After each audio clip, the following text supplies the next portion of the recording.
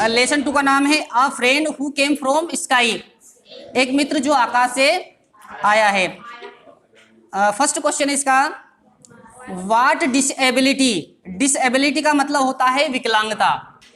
आप meaning note करते जाए, ठीक है, जो डिफिकल्ट मीनिंग है ना आपके लिए उनको नोट करते जाएं आप, तो आपको इजी हो जाएगा। तो व्हाट डिसेबिलिटी, डिसेबिलिटी का मतलब होता है विकलांगता। डिड मीनी हैव, मीनी में कौन सी विकलांगता थी? आंसर दिया हुआ है सी वाज स्पास्टिक, वहां स्पास्टिक थी। देखिए स्पास्टिक का अगर हिंदी देखे ना तो पक्षाघात होता है, तो पक्षाघात और ज्यादा डिफिकल्ट वर्ड है, इसलिए तो हम क्या करेंगे इसमें जो स्पास्टिक है ना उसको स्पास्टिक ही बोलेंगे, हिंदी बोलने की जरूरत नहीं है। जरूर नहीं कि हम हर एक वर्ड का हिंदी बनाएं। तो सी वाज स्पास्टिक, वह स्पास्टिक थी।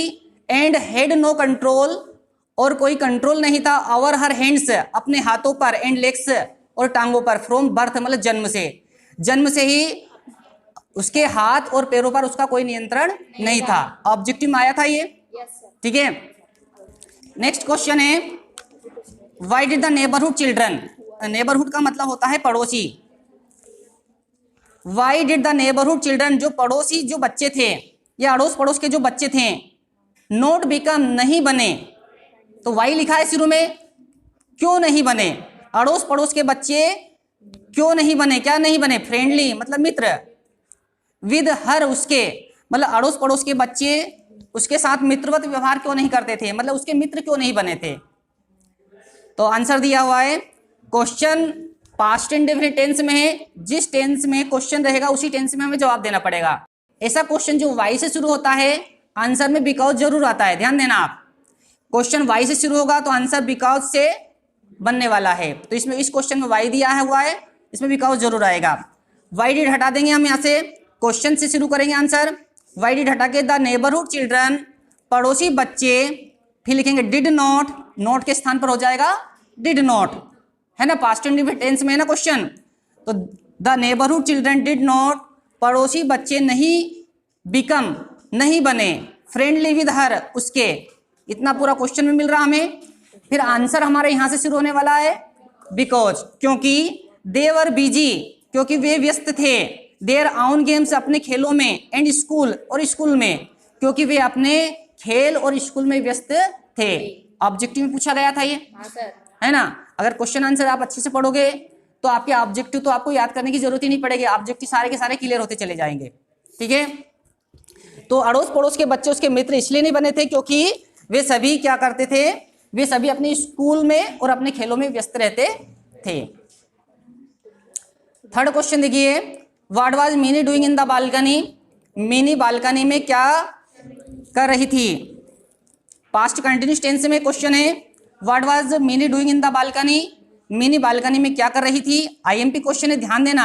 लास्ट ईयर यह क्वेश्चन पूछा गया था, लेकिन जरूरी नहीं कि लास्ट ईयर पूछ लिया तो इस साल नहीं पूछेगा, क्वेश्चन कंटिन्यू रिपीट हो सकते हैं। तो इसमें क्या करना है, हमें वाट हटाना है क्वेश्चन के अंदर से, और जो वाज है ना वो सब्जेक्ट के आगे लिखा हुआ है, मतलब मीनी के आगे वाज लिखा हुआ है, तो उस वाज को उठा के हमें मीनी के बाद लिखना पड़ेगा, मतलब सब्जेक्ट के बाद। आंसर में क्या होता है, हेल्पिंग वर्ब सब्जेक्ट के बाद आ जाती है, ध्यान दीजिए आप।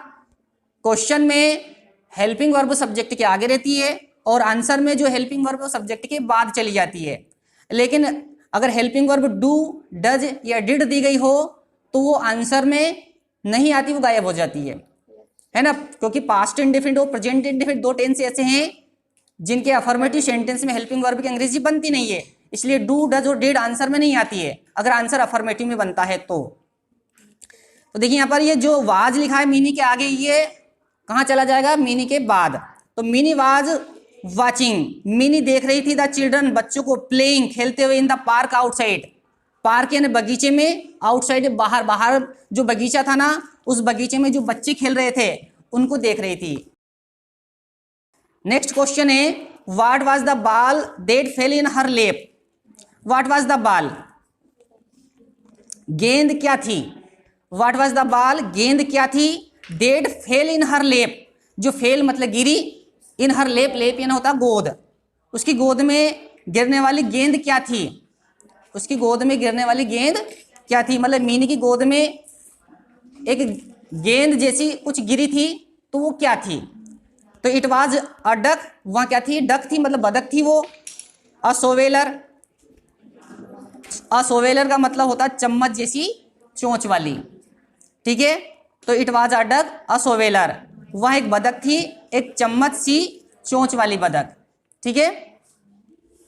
नेक्स्ट क्वेश्चन है, what do you think the story is about Mini और the duck? What do you think, तुम क्या सोचते हो? थिंक है ना सोचना, ठीक है, या तुम्हारे अनुसार, अपन इसको ऐसा बोल सकते हैं, तुम्हारे अनुसार। व्हाट डू यू थिंक, तुम्हारे अनुसार द स्टोरी, जो स्टोरी है, इज अबाउट मिनी और द डक, मिनी के बारे में है कि डक के बारे में? मिनी के बारे में है कि बदक के बारे में? एक कहानी किसके बारे में? तो आंसर है द स्टोरी इज अबाउट, ये जो स्टोरी है, जो कहानी है, मिनी एंड हर डिसेबिलिटी, ये कहानी मिनी और उसकी विकलांगता के बारे में है। डिसेबिलिटी का मतलब विकलांगता, ये कहानी मिनी और उसकी विकलांगता के बारे में है। द डक ओनली फोकसेस, बदक सिर्फ विकलांग व्यक्तियों की अक्षमता पर ध्यान केंद्रित करती है।